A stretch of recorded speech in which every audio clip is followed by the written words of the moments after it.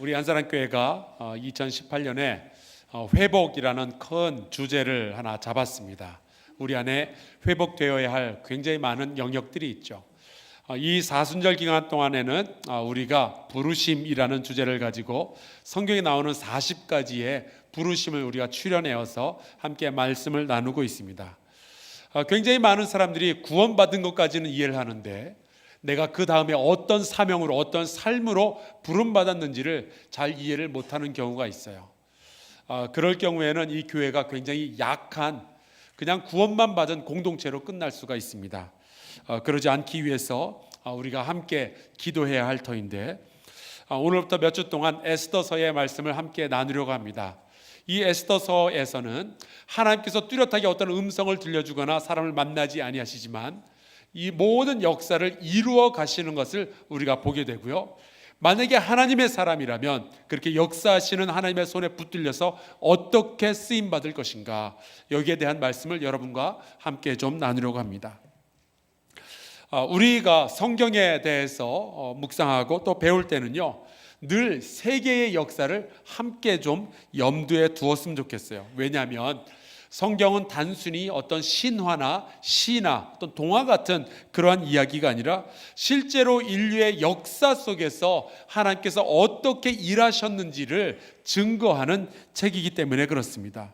그래서 성경의 말씀을 가만히 보면은 늘 세계사와 같이 흘러가고 있고요. 세계사 속에서 나오는 인물들과 함께 기록이 되어져 있습니다. 꾸며낸 이야기들이 아니고 실제로 있었던 이야기이고 역사적인 사건 속에서 하나님께서 어떠한 사람들을 세우시며 어떠한 사람들을 사용하시고 어떤 나라를 망하게 하시는지를 직접 우리가 보고 깨달을 수가 있게 되어 있는 거죠. 오늘 말씀에 나오는 아하수에로 왕은 실제로 우리의 인류의 역사 가운데 있었던 페르시아 제국의 한 왕이었습니다. 기원전 486년에서 465년까지 거의 한 20여 년 동안 페르시아의 왕으로서 다스렸는데요. 이 아하수에로는 히브리어 발음입니다. 만약에 이것이 헬라어 발음으로 하면은 크세르크시스라는 그런 이름이 되겠고요. 영어로 발음을 하게 되면 제렉시스라는 그러한 발음을 쓰게 됩니다. 그래서 크세르크시스, 제렉시스, 아하수에로, 이거는 다 똑같은 사람의 다른 발음으로 이름을 부른 겁니다. 이 아하수에로는요, 성경으로 치면은 에스라 선지자가 활동하던 그 시기에 페르시아를 다스리던 왕입니다. 이 에스라와 또 아하수에로 요 시대에 누가 또 살고 있었는가니, 저도 알고 여러분이 아는 사람이 요 시대에 살고 있었는데요. 그리스에는 저 유명한 철학자 소크라테스가 딱 요 시대에 함께 살고 있었습니다. 그러니까 그 에스더가 몇 년에 태어났는지는 잘 모르겠지만 에스더, 에스라, 아하수에로, 그 다음에 소크라테스, 이들은 다 동일 시대의 인물인 거죠. 에스더서는 바로 이러한 역사적인 배경에서 쓰여진 책입니다. 그러니까 소설이 아니고요. 페르시아에서 살던 유대인들이 하마터면 몰살을 당할 뻔했는데 그것을 그 위기를 버텨내고 다시 살아나는 그런 실제 역사적인 사건이 기록되어져 있습니다. 이 소크라테스와 동일 시대에 그리스에서 살고 있었던 역사가의 이름 가운데 헤로도투스라는 사람이 있어요. 근데 이 헤로도투스가 페르시아의 아하수에로 왕에 대해서 이렇게 기록을 해놓은 것이 남겨져 있습니다. 이 사람은 술과 여인을 좋아한다라고 되어 있어요. 쉽게 말해서 주색 잡기에 능한 왕이 이 아하수에로 왕입니다. 아니나 다를까, 이 에스더서를 읽어보면요, 굉장히 많은 잔치의 이야기들이 나옵니다. 에스더서는 총 10장까지 있는데 1장에만 3번의 잔치 이야기가 나고요, 그리고 10장까지 가는 동안에 10번의 잔치 이야기들이 나오게 됩니다. 그리고 마지막 10장에 나오는 잔치는 유대인들의 잔치인데 이 잔치가 오늘날까지 이어져서 유대인들은 불임절이라고 부르는 그런 파티를 각각 집에서 1년에 한 번씩 하게 되죠. 이 에스더서를 앞으로 몇 주 동안 여러분과 함께 나눌 거기 때문에 이 에스더서에 나오는 주요 등장인물 5명을 여러분이 좀 이름을 알아두셨으면 좋겠습니다. 우선 주인공의 이름이 무엇일까요? 에스더. 그리고 방금 말씀드린 왕의 이름이 아하수에로. 그리고 이 아하수에로 왕의 전부인 왕비의 이름이 있는데 그게 바로 와스디라는 사람입니다. 그 다음에 네 번째로 하만이라는 사람이 나오는데 이 하만은 아각 사람이라고 소개가 되어 있어요. 이 아각은 사무엘상 15장에 가서 보면은 이스라엘하고 아말렉하고 전투가 일어나는데 그때 이 아말렉의 왕 이름이 하각이에요. 그러니까 이 아말렉 사람의 입장에서 보면은 이스라엘 사람은 철천지 원수입니다. 그런데 하필이면은 이 바벨론에 포로로 잡혀간 사람들이 페르시아 시대까지 이 페르시아에서 살고 있는데 하필이면 그때 이 페르시아의 권력을 잡은 사람들 가운데 하나가 이 아말렉 사람, 이스라엘의 원수였던 이 아각을 조상으로 뒀던 하만이라는 사람인 거예요. 그래서 하만은 이스라엘 족속을 몰살시키려는 그런 수를 쓰게 되죠. 그리고 마지막으로 모르드게가 있습니다. 올해가 무술년 개띠니까 이 사람의 이름은 꼭 기억해 두는 것이 좋겠어요. 무슨 개라고 그랬죠? 모르드게. 바로 이 주인공 에스더의 사촌 오빠입니다. 그러니까 윤식당에 나오는 출연자 이름 이서진 이런 사람들만 기억하지 말고 에스더서에 나오는 5명의 그 주요 등장인물을 꼭 기억해 주시기 바랍니다. 에스더, 아하수에로, 와스디, 하만, 그리고 무슨 개? 모르드게. 이 페르시아 제국의 왕이 이 아하수에로예요. 그리고 에스더서 1장 1절은 이 아하수에로가 얼마나 강력한 남자였는지를 이렇게 쓰고 있습니다. 아하수에로는 인도로부터 구스까지 127 지방을 다스리는 왕이라. 와, 우리나라는 8도 강산이라 그러잖아요. 겨우 8도인데 이 사람은 127도를 다스리는 사람이었고요. 인도에서 구스까지 인도라는 나라의 이름은 성경에 딱 2번 나오는데 2번 다 이 에스더서에 나옵니다. 이 인도는 여러분과 제가 아는 그 인도가 맞고요. 구스는 아프리카의 그 이디오피아가 이 구스 땅이에요. 그러니까 이 아하수에로는 인도에서부터 아프리카까지의 그 광대한 지역을 전부 다스리던 왕인 거죠. 대단한 사람입니다. 이 아하수에로가 왕으로 즉위하였을 때 이 사람은 다리오 1세의 뒤를 이어서 수산이라는 도시에 궁을 세우고 거기에서 즉위식을 합니다. 그리고 이제 한 3년 정도를 다스렸어요. 그때 이제 자기의 리더십을 더 강력하게 만들기 위해서 어떤 정치적인 제스처를 취하게 되는데 그게 바로 이 잔치입니다. 그래서 성경에 보니까 바사와 메대의 장군들, 귀족들, 정치인들을 전부 모아서 파티를 열게 되죠. 원래는 이 바사와 메대는요 서로 다른 나라였어요. 그런데 이 바사의 왕이 고레스, 사이러스라고 부르는 이 고레스 왕 때에 이 사람의 할아버지가 메대의 왕이었어요.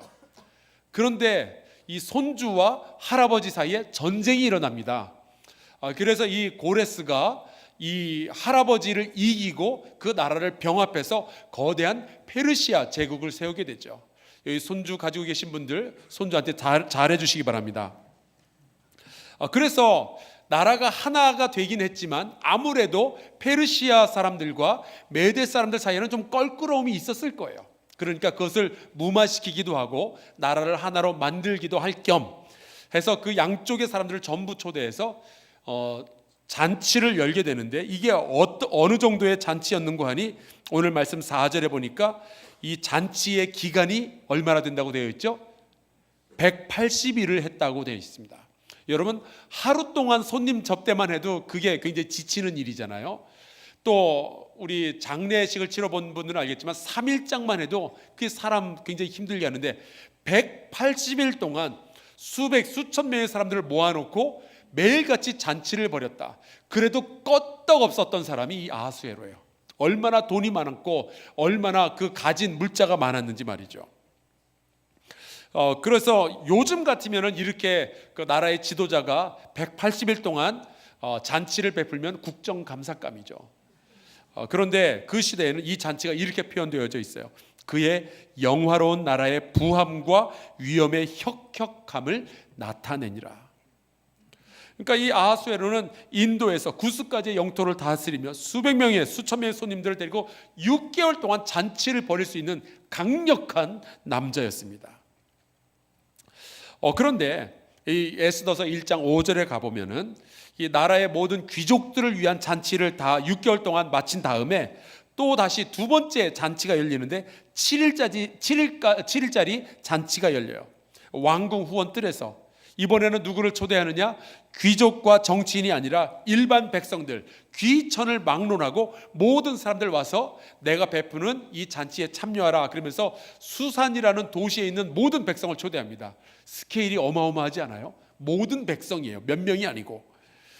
물론 이 귀족들한테만 잔치 베풀고 그러면은 이 일반 백성들에게서 약간 좀 불만이 있을 수 있으니까 그런 것들을 무마할 겸 7일 동안 잔치를 베푼 거예요. 그러니까 이 아하수에로는 이 정치력도 굉장히 뛰어난 사람이었던 거죠. 게다가 7절에 보니까 이 백성들이 술을 마시는데 무슨 잔으로 술을 마시는고 하니 금잔으로 마셨대요. 이게 잔에 이 수많은 사람들이 이 금잔으로 마시려면 얼마나 많은 금이 필요하겠어요. 이 상상만 해도 이 사람 정말 돈이 썩어나는구나, 이제 그런 생각을 할 수가 있죠. 아하수에로는 이 정도로 돈이 많은 강력한 권세를 가진 사람이었어요. 아마 뭐 만수르보다 돈이 많고 시진핑보다 권세가 더 많이 있었던 사람이었을 겁니다. 그러니까 에스더서 1장에 보면은 이 아하수에로라는 왕이 얼마나 대단한 인물인지, 얼마나 큰 권력을 가지고 있는지 그걸 보여주는 거예요. 나라가는 새도 떨어뜨릴 수 있는 권세를 가진 사람이 이 아하수에로다라고 표현을 하고 있는 거죠. 9절에 가서 보면 이제 세 번째 잔치가 나오는데 이 아하수에로의 왕비였던 와스디가 야, 왜 남자들만 잔치하고 노냐? 우리 여자들도 한판 놀아보자. 그러면서 왕궁에서 여인들만을 위한 잔치도 또 벌려요. 도대체 이놈의 집안은 맨날 같이 먹고 마시는 일에만 이렇게 시간을 쏟고 있는 겁니다.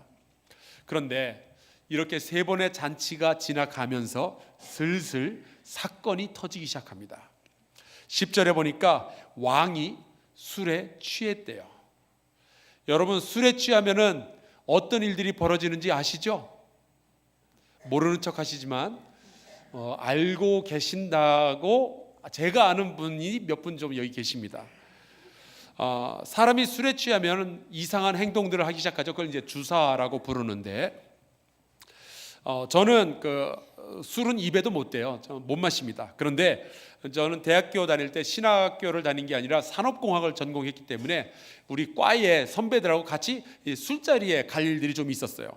근데 가서 보면 어떤 사람은 술만 먹으면 엎어져서 자는 사람이 있어요. 그런 사람은 그냥 괜찮아요. 근데 어떤 사람은 술만 먹으면 울어요. 이런 사람 옆에 앉아 있으면 되게 좀 짜증이 납니다. 근데 그거보다 더 짜증나는 케이스가 뭔지 아세요? 술만 먹으면 말이 많아져요. 한 말 또 하고, 내가 한 말 또 하고, 내가 이 말 했냐? 이러면서 또 하고, 또 어떤 사람은 술만 들어가면 그렇게 욕을 해요. 특정한 대상도 없어요. 그냥 말이 그냥 다 욕인 거예요. 그러니까 아하수에로 왕은 이제 술에 취하니까, 왜 남자들이 술에 취하면 또 오버하기 시작하잖아요. 왕후 와스디가 보고 싶은 거예요. 나름 어떻게 보면은 남편으로서 되게 로맨틱한 주사를 지금 피우고 있는데 문제는 그게 아니었어요.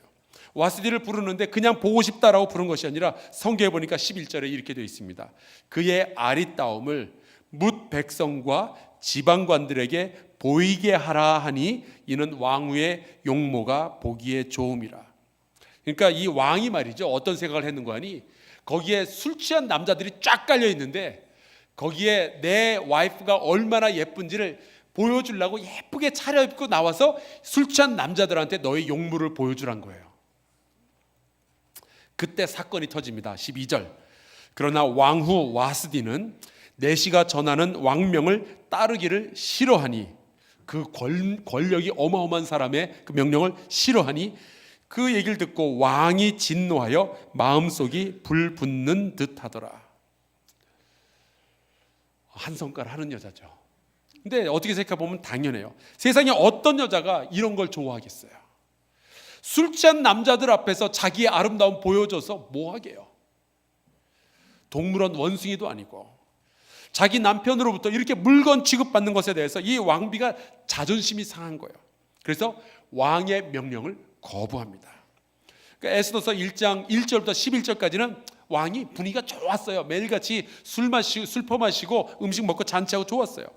그러니까 아하수에로는 당대 최고의 권력과 부를 가지고 있었어요. 그게 11절까지의 말씀이에요.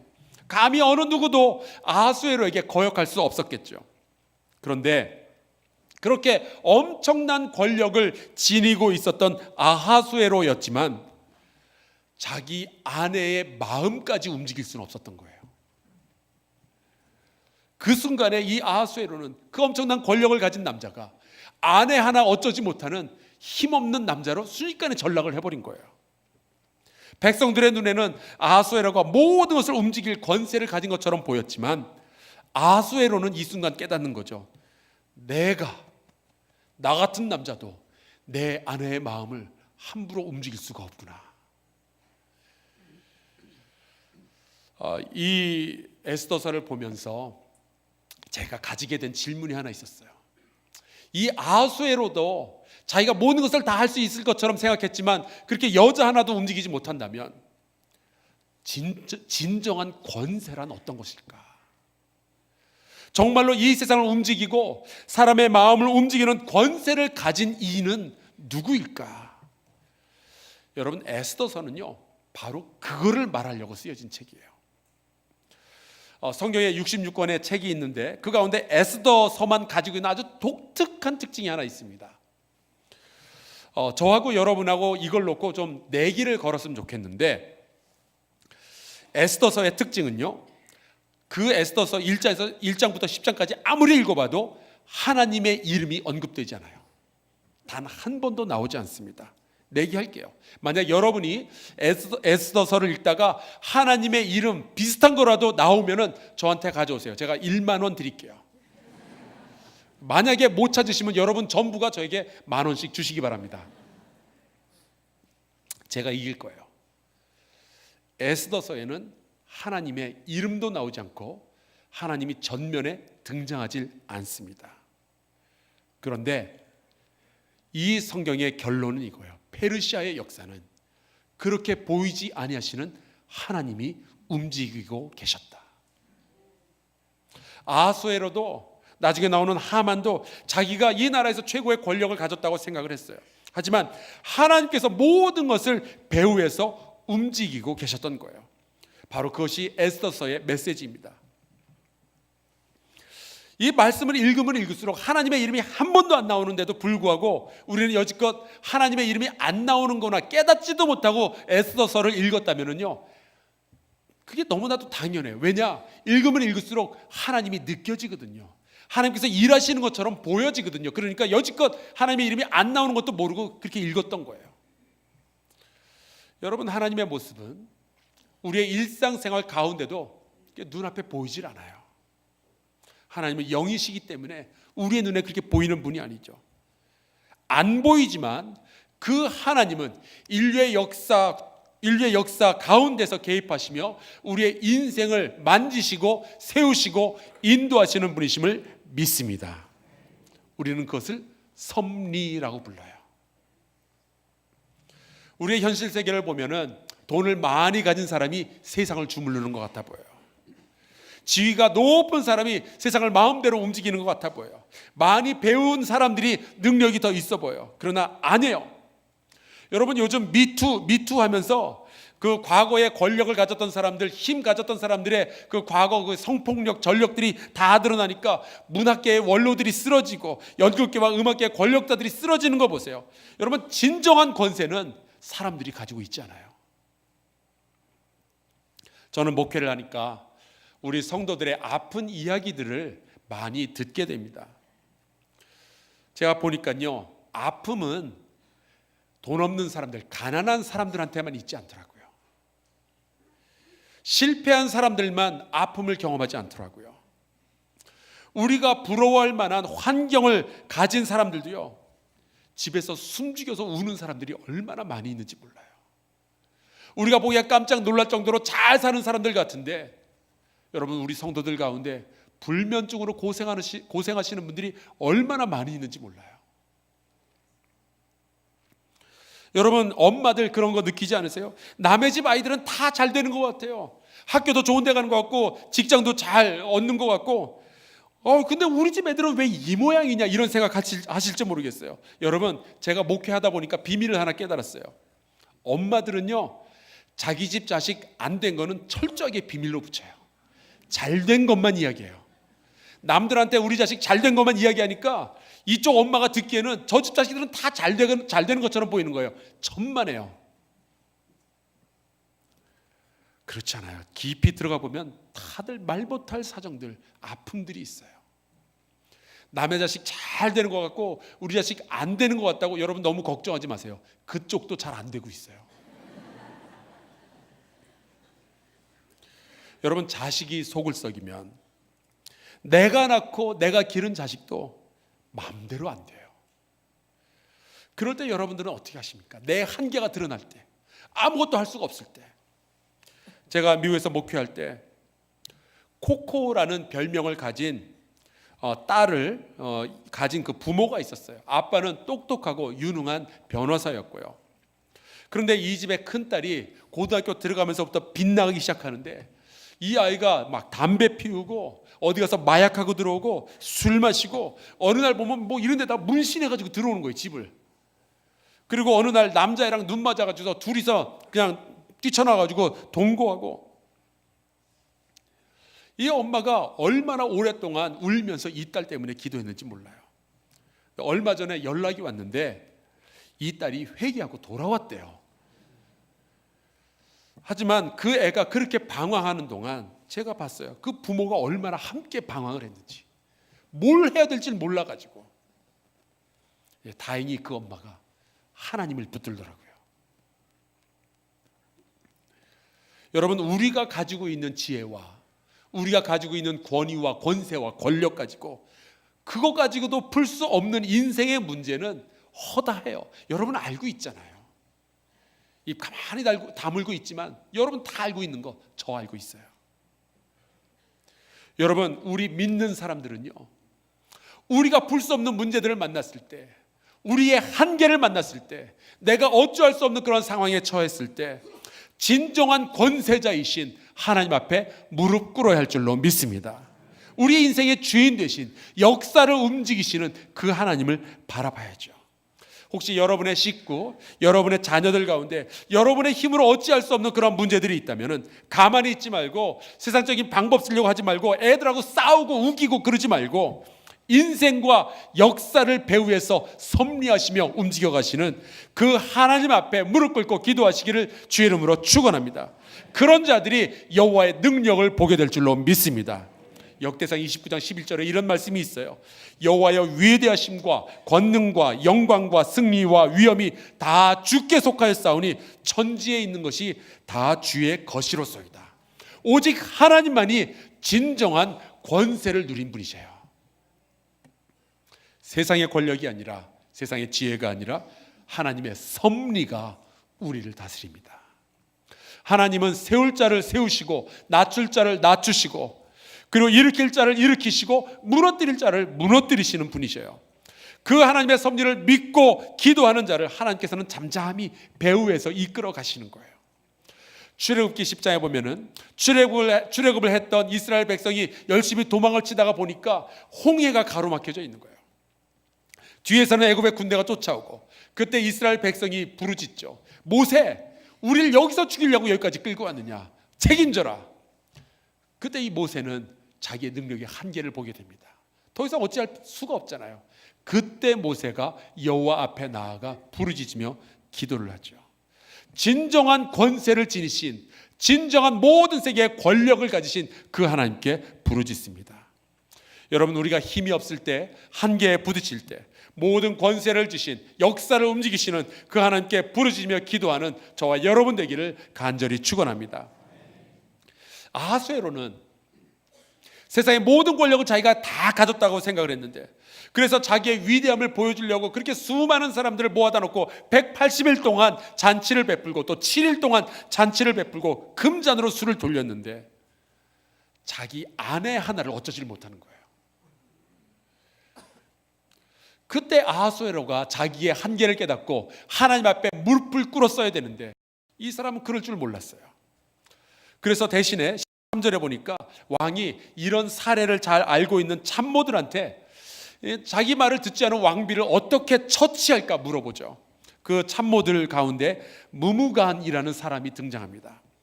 그가 왕에게 이렇게 이야기를 해요. 왕후 와스디가 왕에게만 잘못했을 뿐 아니라 아하수에로 왕의 각 지방의 관리들과 뭇 백성에게도 잘못하였나이다. 그것이 왜 잘못한 일인가? 17절, 왕비의 이 왕의 명령을 거역했다라는 소문이 퍼지면은 이 페르시아 왕국에 있는 다른 여자들도 자기 남편을 멸시하지 않겠느냐 하는 거죠. 과연 그렇게 되나요? 남의 여자가 그 남편 무시했다고 여러분도 자기 남편 무시하나요? 저는 아닐 것 같은데, 저는 이 말씀을 읽으면서 도대체 무무간이라는 사람의 가정은 어떠할지 묵상을 좀 해봤어요. 아마 이 사람은 아내한테 결혼한 이후로 계속 무시당하면서 살았던 것 같아요.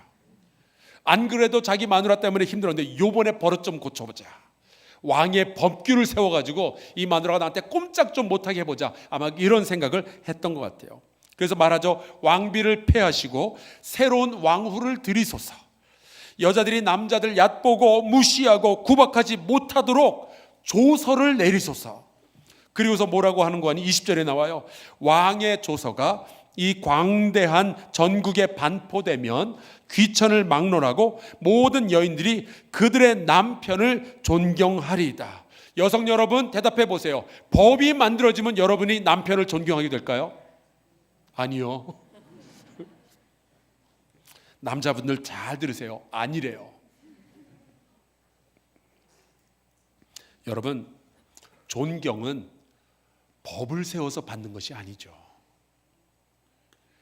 남편들이 존경받으려면 존경받을 짓을 해야 할 줄로 믿습니다.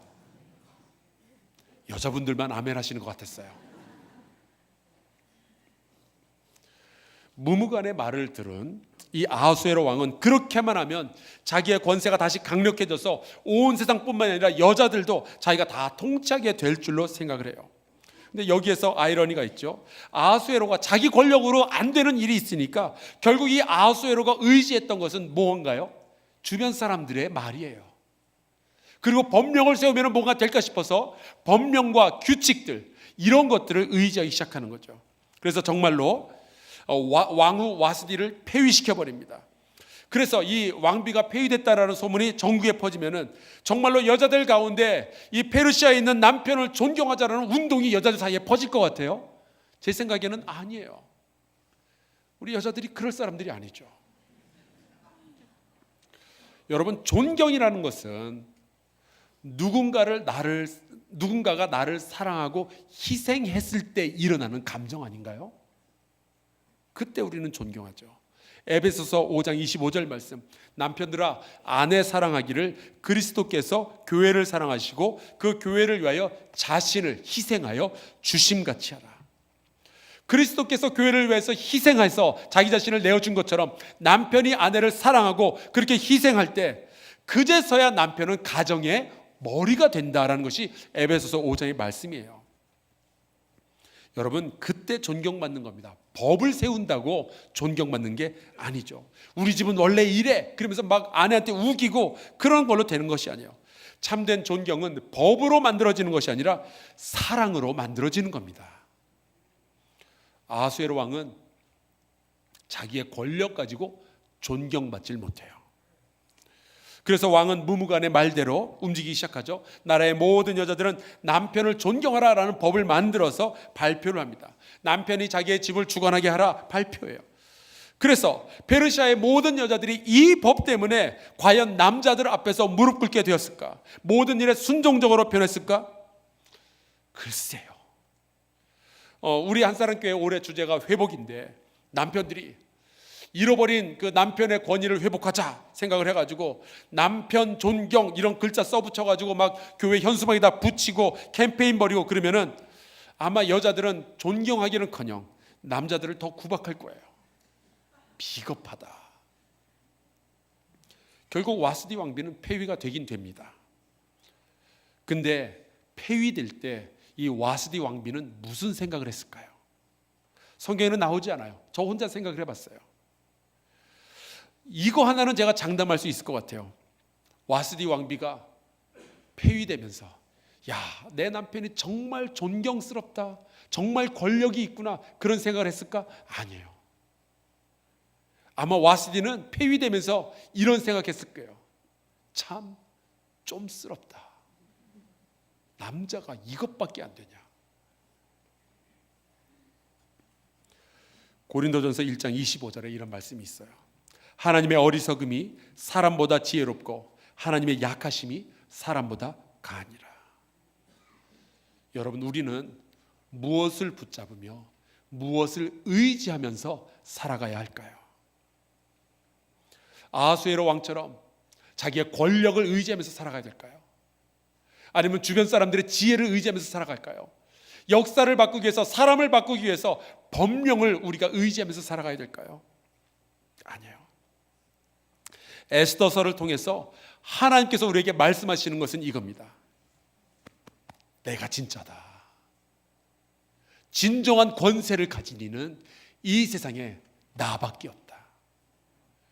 이 세상을 움직이는 것은 권력도 아니고, 이 역사를 움직이는 것은 법도 아니고 사람들의 지혜도 아니다. 너희의 눈에 보이지는 않지만 내가 이 세상을 창조했다. 이 세상은 내가 움직여간다. 이것이 에스더서가 우리에게 주시는 메시지예요. 그렇다면 너희는 누구를 의지하면서 살아가야 되겠느냐? 믿는다고 하는 너희는 누구를 붙잡으며 누구 앞에서 무릎을 꿇어야 되느냐? 하나님께서 우리에게 물어보시는 거죠.